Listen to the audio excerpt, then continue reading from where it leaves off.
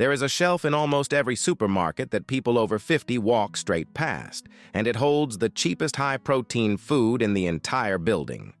A bag on that shelf costs about $1.50, carries more protein than the meat aisle can match for the money, and feeds you 6 times over. If you have noticed that the stairs take a little more out of you, that a jar lid puts up more of a fight than it used to, or that you simply do not bounce back the way you once did, this is for you. After 50, your body starts quietly returning muscle you spent decades building, and the single biggest lever you have is getting enough protein at every meal.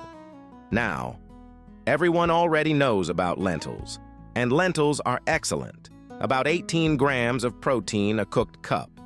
But lentils are one bean out of hundreds.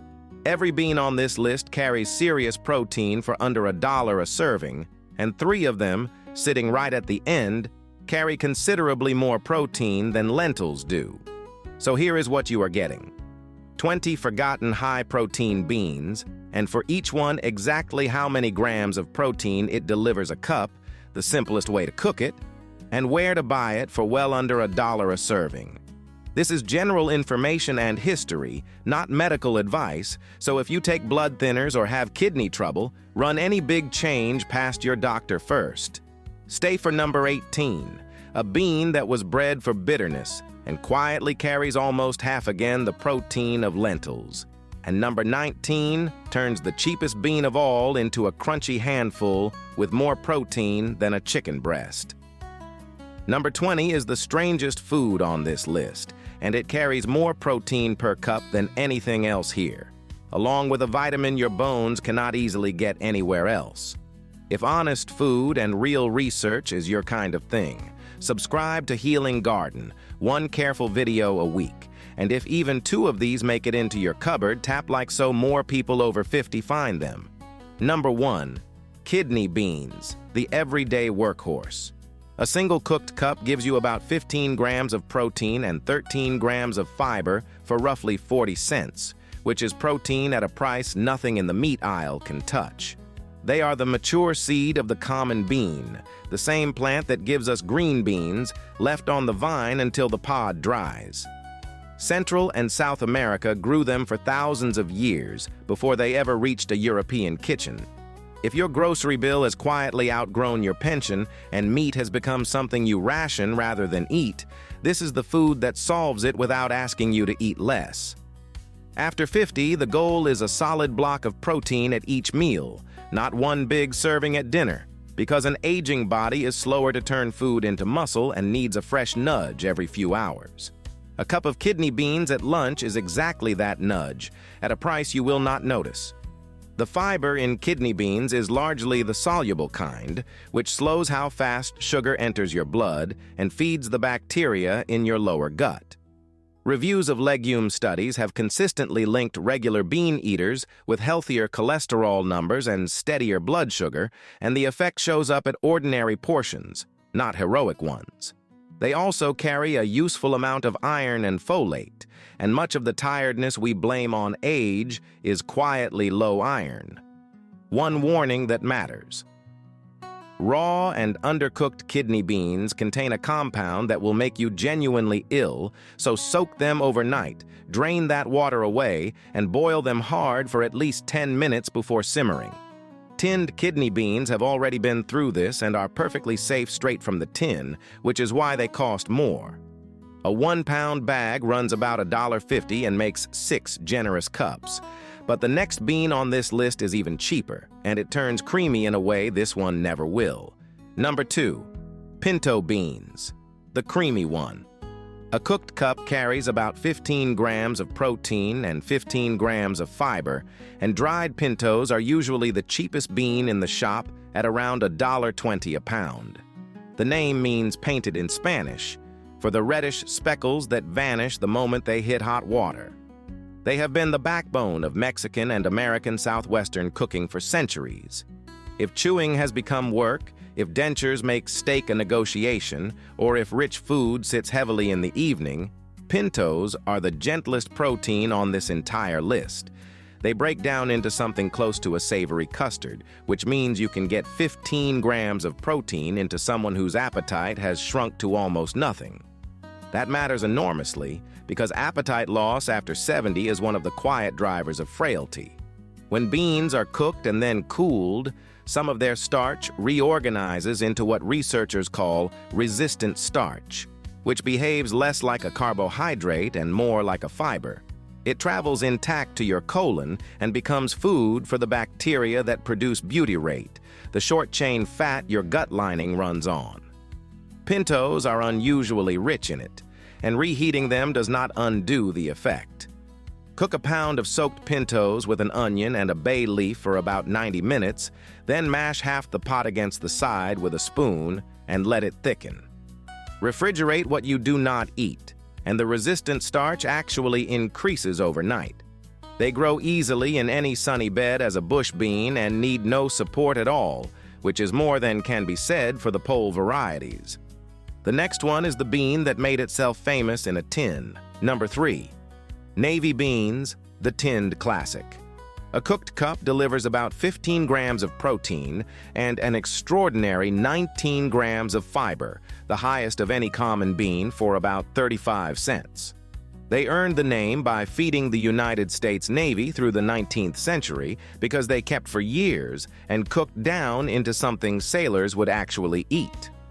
Every tin of baked beans you have ever opened was built on this bean.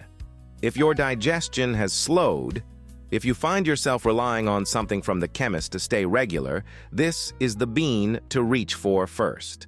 19 grams of fiber is most of a day's requirement in one bowl, and it arrives with protein rather than instead of it. Gut transit genuinely slows with age, and the fix is almost never a supplement when a food will do it better and cheaper. Navy beans are especially high in soluble fiber, which binds bile acids in your intestine and forces your liver to pull cholesterol out of circulation to make more. Trials feeding people about a cup of beans daily have repeatedly shown modest but real drops in LDL cholesterol over several weeks. They also carry folate, magnesium, and a solid dose of potassium, which works quietly against the sodium in everything else we eat. Simmer soaked navy beans for about an hour with a bay leaf and a splash of cider vinegar added at the very end, never at the start, because acid added early keeps beans stubbornly hard. Tinned navy beans cost under $1 and need only rinsing. They are compact bush plants that crop heavily in a small bed. Right after this, a bean so large and so different that most people do not believe it belongs in the same family. Number 4. Lima beans, also sold as butter beans, the misjudged giant. A cooked cup gives you about 15 grams of protein and nearly 1,000 milligrams of potassium, which is more than 2 bananas. They are named for Lima in Peru, where they were being farmed as far back as 6,000 years ago, and they arrived in North America on Spanish ships. Almost everyone who says they hate them last ate them boiled to death in a school canteen.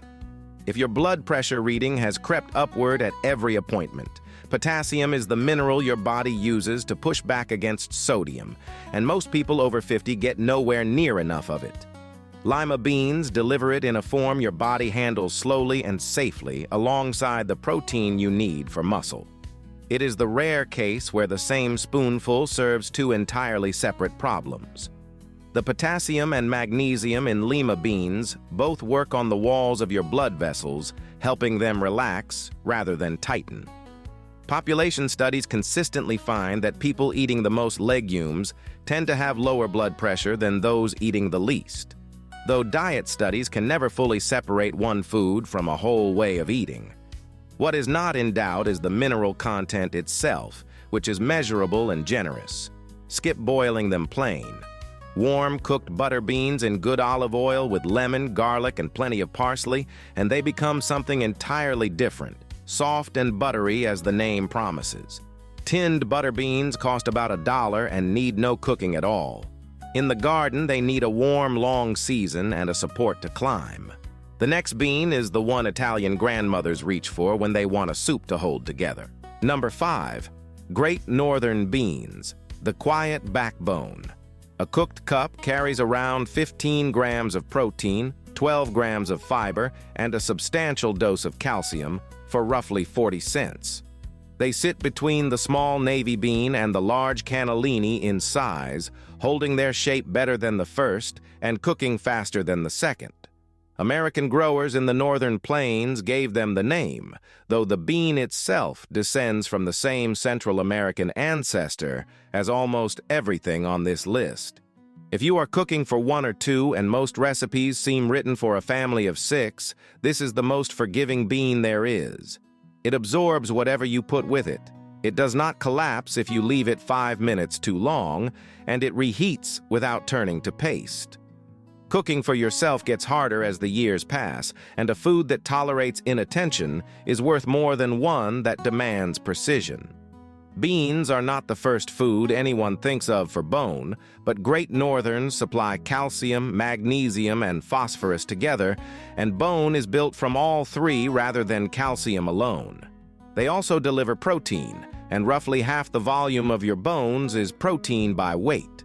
Research on older adults has repeatedly found that low protein intake tracks with faster bone loss, which makes a bean that carries both minerals and protein unusually useful. Simmer them for around 90 minutes with rosemary and a whole clove of garlic, then add greens in the last 10 minutes for a soup that costs pennies a bowl. Dried, they run about $1.30 a pound. They are reliable bush plants that tolerate cooler summers than most beans will. The next bean looks almost identical but behaves completely differently in a pan. Number 6, Cannellini beans, the Italian standard. A cooked cup carries about 17 grams of protein, putting it within a whisker of lentils, along with 11 grams of fiber and a great deal of iron. They are a white kidney bean, larger and firmer than a Great Northern, and Tuscany has built entire dishes around them for centuries. Italians are sometimes called bean eaters by the rest of the country, and this is the bean they mean.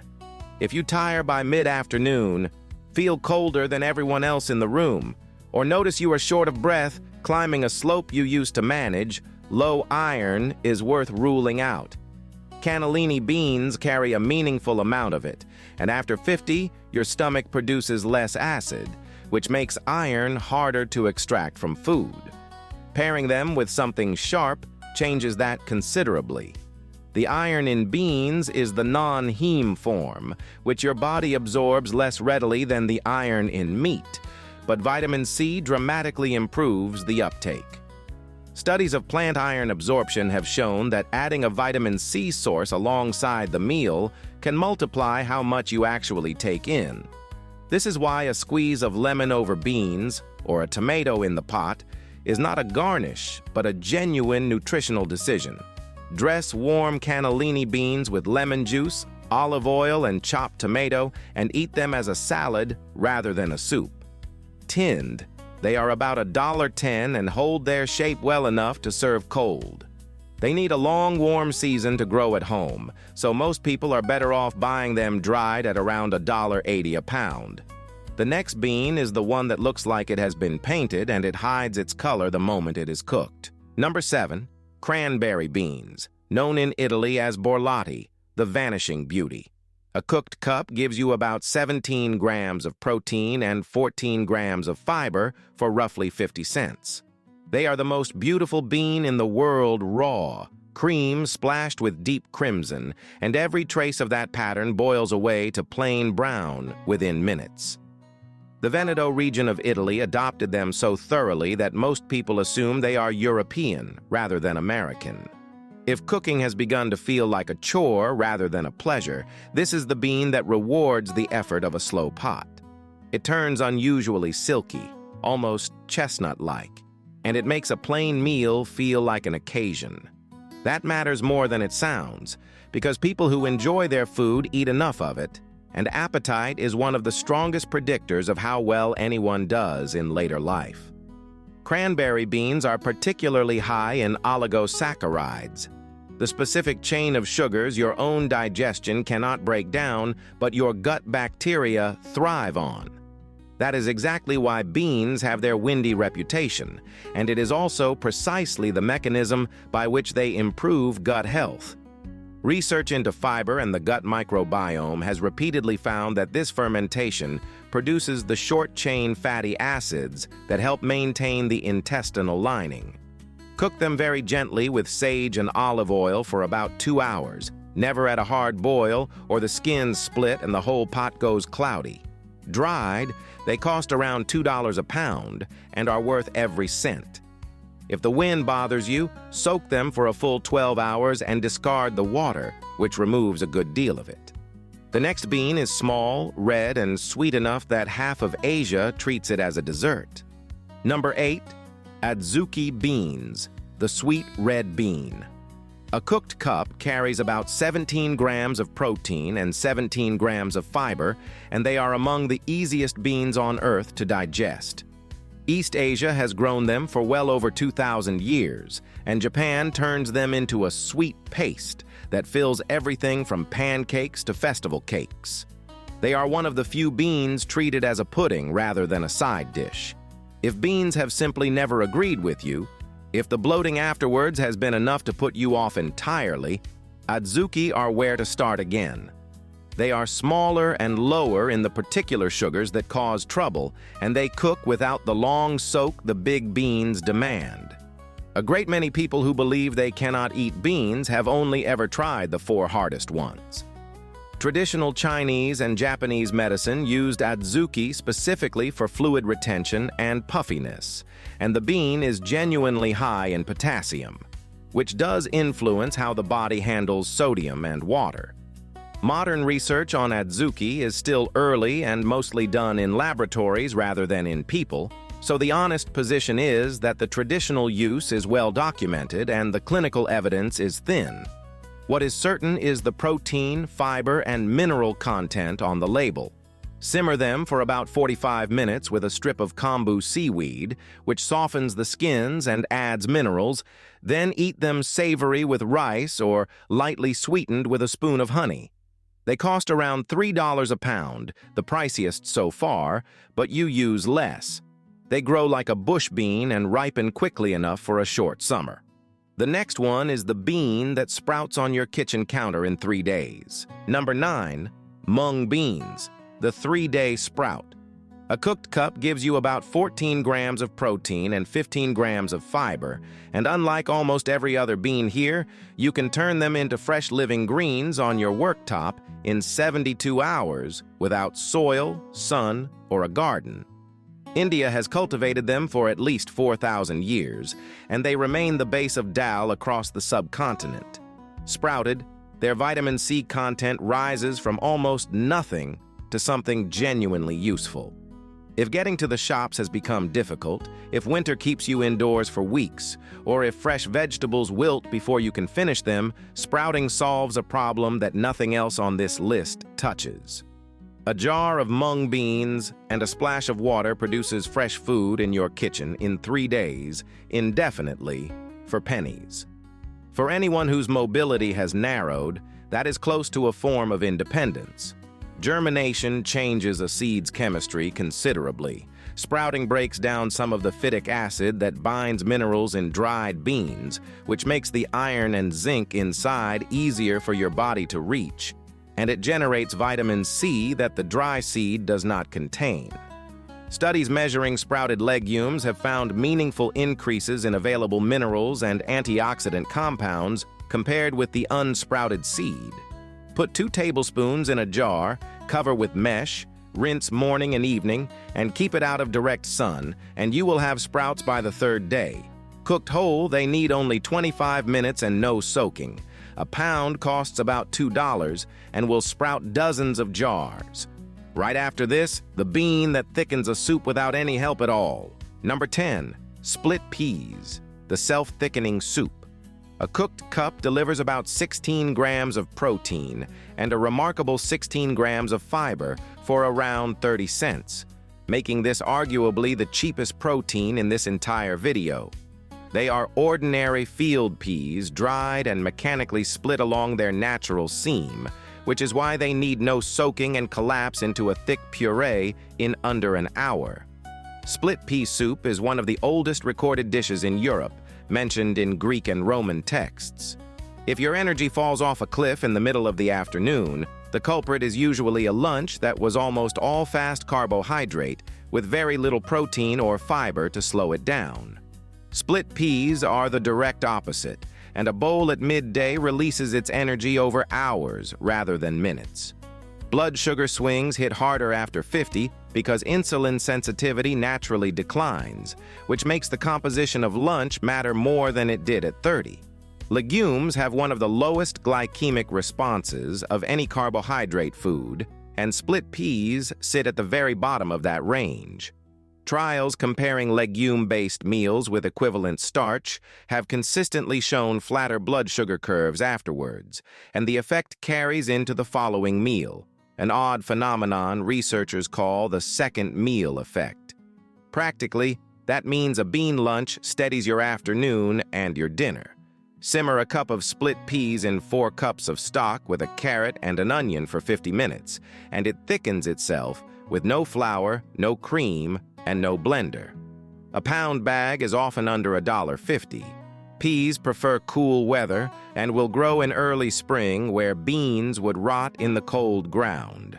The next one carries a name older than most countries and a reputation for luck. Number 11.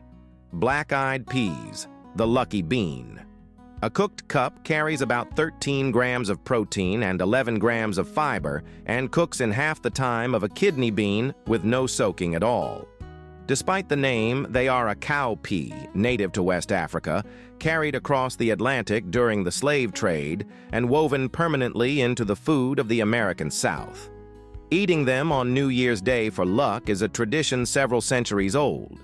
If the reason you buy tins rather than dried is simply that you cannot face 2 hours at the stove, this is the bean that removes the objection. Straight from the bag to the pot, no soak, tender in 40 minutes. When cooking becomes tiring, the fastest good option is the one you will actually make on a Tuesday evening, and that beats the theoretically better bean you never open. Black-eyed peas are unusually high in folate, delivering well over half a day's requirement in 1 cup. Folate matters throughout life, but it becomes quietly more important with age because it works with vitamin B12 to keep homocysteine in check, and raised homocysteine has been repeatedly associated with poorer cardiovascular and cognitive outcomes in older adults. The association is well replicated even though supplementation trials have been mixed. Cook them for 40 minutes with an onion, a bay leaf, and smoked paprika, then stir in a handful of greens at the end. A pound of dried costs about $1.60. They thrive in heat and poor soil where fussier beans sulk, which is precisely why they traveled so well.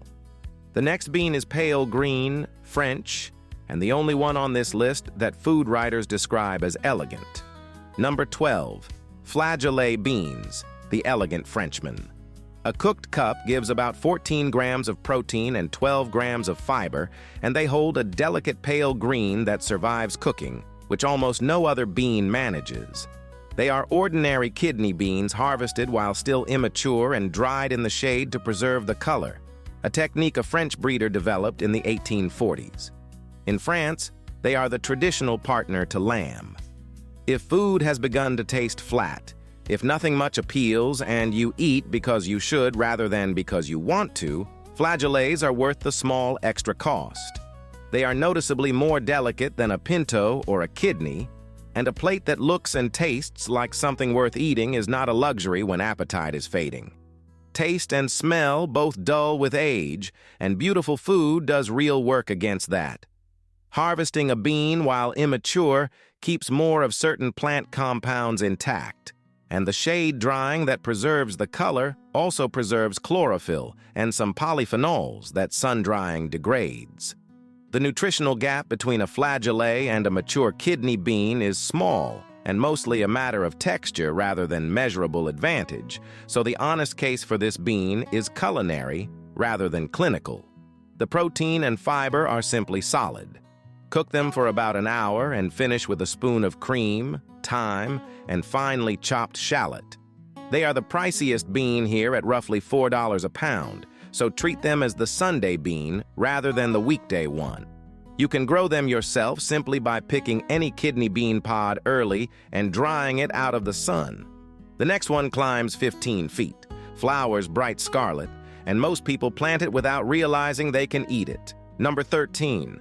Scarlet runner beans, the ornamental secret.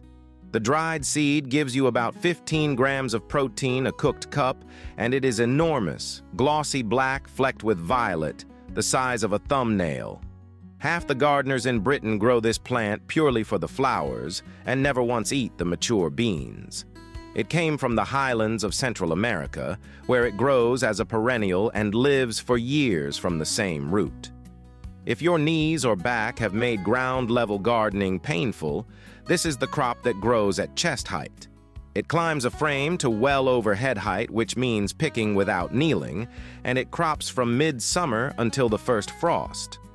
For anyone who has had to give up vegetable beds, a single runner bean frame against a fence returns a surprising amount of food for very little bending. Like every bean here, runner beans host bacteria in their roots that pull nitrogen out of the air and fix it into the soil, which is why they need almost no feeding. The mature dried seed carries the same protein and fiber profile as other common beans, with a notably high potassium content. Like all beans in this family, they must be cooked thoroughly, as the raw seed contains the same compound that makes raw kidney beans unsafe. Let the pods dry brown on the vine, shell them, then soak overnight and boil hard for 10 minutes before simmering an hour. Seed costs about $3 a packet, and one packet plants a whole frame, which makes this the cheapest bean on the list if you count what it yields. Save your own seed each year and you never buy it again.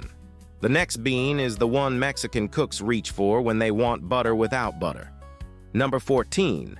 Mayocoba beans, also sold as Peruano or Canary beans, the golden creamer. A cooked cup carries about 15 grams of protein and 12 grams of fiber for roughly 45 cents, and they cook to a texture that people consistently describe as buttery.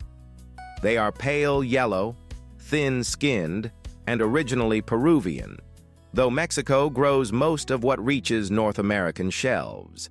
They were the subject of a famous patent dispute in the 1990s when an American company tried to claim ownership of a bean Mexico had grown for centuries. If you are recovering from something, an operation, a chest infection, a hard winter, this is a protein that goes down when very little else will. The skins are thin enough that they almost disappear, which matters if your digestion is fragile or your appetite has collapsed. Protein need actually rises during recovery, exactly when the ability to eat is lowest, and a food this soft bridges that gap. Mayocoba beans carry a similar protein and mineral profile to other common beans, with a notably thin seed coat, which means less of the insoluble fiber that irritates sensitive guts. The general research on legumes applies here as it does across the family, since these are all varieties of the same species. The practical difference is digestibility rather than nutrition on paper, and for a great many older people, digestibility is the deciding factor. Simmer for about 90 minutes with garlic, then mash them roughly with olive oil and a little of their cooking liquid until they are the texture of soft mashed potato. They cost around $2 a pound dried and are increasingly stocked in ordinary supermarkets. They grow as a compact bush plant in warm conditions. The next one is a bean so tough that it feeds people where nothing else will grow. Number 15. Pigeon peas, the drought survivor. A cooked cup carries about 11 grams of protein and 11 grams of fiber, the lowest protein figure on this list, but still more than most people get at breakfast. The plant is a woody shrub rather than a vine. It lives for several years, and it produces a crop through droughts that kill everything around it. India grows the most. The Caribbean built rice and peas around it, and East Africa depends on it in bad years. If your food budget has to stretch further every month, the honest lesson of this bean is about resilience rather than nutrition. It exists because people needed a food that would arrive when nothing else did, and it is worth knowing that the cheapest end of the bean shelf is not the compromise it feels like. 11 grams of protein for 30 cents is still a better deal than almost anything in a packet. Pigeon peas fix nitrogen unusually well and are often planted between other crops specifically to feed the soil, which is why smallholder agriculture research pays them so much attention. Nutritionally, they sit slightly below the common beans on protein, but carry comparable fiber, folate, and potassium. Because they are eaten across South Asia, the Caribbean, and Africa, the food security literature on them is extensive, even though clinical trials are few. Cook them for about an hour, or buy them tinned for under $1, and cook them with rice, coconut milk, and thyme in the Caribbean way. Dried, they run about $2 a pound in South Asian and Caribbean shops, where they are usually labeled tur dal or gungo peas. The shrub needs a long, warm season. The next bean survives on desert rainfall alone, and it may be the most remarkable plant in this entire video. Number 16. Tepary beans, the desert bean. A cooked cup delivers about 16 grams of protein and a very high fiber content, and this bean produces a harvest on less water than any other legume farmed anywhere. The Tohono O'odham and other peoples of the Sonoran Desert have grown it for at least 4,000 years on nothing but seasonal rain. It very nearly disappeared in the 20th century and survived because a handful of seed keepers refused to let it go. If blood sugar is something you now have to think about at every meal, this is a bean worth knowing by name. Tepary beans digest slowly, even by the standards of legumes, and the traditional communities that ate them have long been studied for exactly this reason. It is one of the few foods where the historical record and the nutritional analysis point in the same direction. Research into Sonoran desert foods, including Tepary beans, has examined their slow digestibility and high soluble fiber in the context of the very high rates of type 2 diabetes in the region after traditional diets were displaced. The findings are suggestive rather than conclusive, and no single bean explains a community's health. What the analysis does show clearly is a dense, slowly digested protein and fiber package. They need a long soak and a slow simmer of up to 2 hours because they are dense, and they are best cooked simply with chili and oregano. They cost more, around $6 a pound, from the small farms and seed conservancies that grow them, which is the price of keeping a nearly lost crop alive. Right after this, a bean from West Africa that quietly does something almost no plant food can do on its own. Number 17. Bambara groundnuts, the complete one. A cooked cup gives you roughly 16 grams of protein, and unlike almost every other bean, that protein contains all 9 essential amino acids in useful proportion, which is the definition of a complete protein. The plant buries its own pods underground like a peanut, and West African women have farmed it for centuries as a crop that feeds a family when the harvest fails. It is the third most important legume in much of Africa and almost unknown everywhere else. If your meals have narrowed to the same few things, which happens to almost everyone as cooking gets harder, protein quality starts to matter as much as protein quantity. Most beans are low in one amino acid, methionine, which is why the old advice was always to eat beans with grains. Bambara does not need the pairing, which makes it genuinely useful for anyone whose diet has become repetitive. Nutritional analyses of Bambara groundnut consistently report a more balanced amino acid profile than common beans, with enough methionine that it does not depend on being combined with cereal. It also carries a higher fat content than other legumes, which makes it more calorie-dense, and that is an advantage rather than a drawback for anyone struggling to maintain weight. Research interest has grown considerably as a climate-resilient crop. They are very hard and need soaking overnight and boiling for 2 hours or so, and they are traditionally eaten as a thick porridge or roasted whole. Look for them in West African grocers, usually under the name Bambara or Okpa, at around $5 a pound. Right after this, the three beans that genuinely carry more protein than lentils, starting with one that spent most of history being soaked in seawater to make it edible. Number 18. Lupin beans, the bitter champion. And this is the one I promised you at the start. A cooked cup carries around 26 grams of protein, roughly half again what lentils deliver, with almost no starch at all. They are the seed of the lupin flower, the same tall spike that grows in ornamental borders, and Mediterranean and Andean cultures have eaten them for thousands of years. Roman soldiers were issued them, and Egyptian tombs contain them. If you are trying to hold your protein up while keeping starch down, no other bean comes close to this one.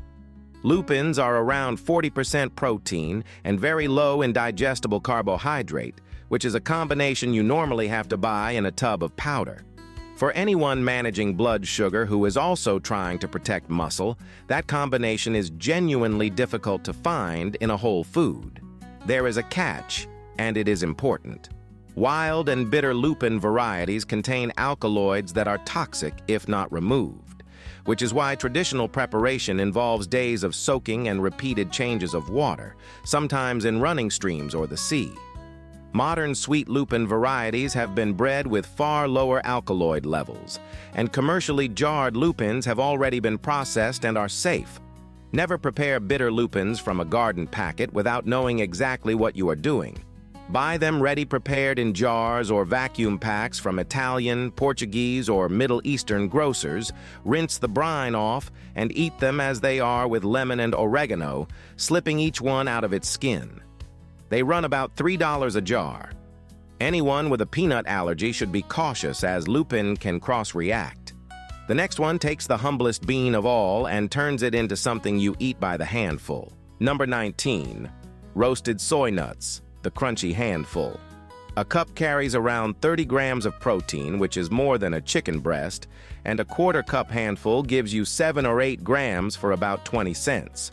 They are simply mature soybeans soaked and then dry roasted until crisp, and they have been a street snack across East Asia for generations.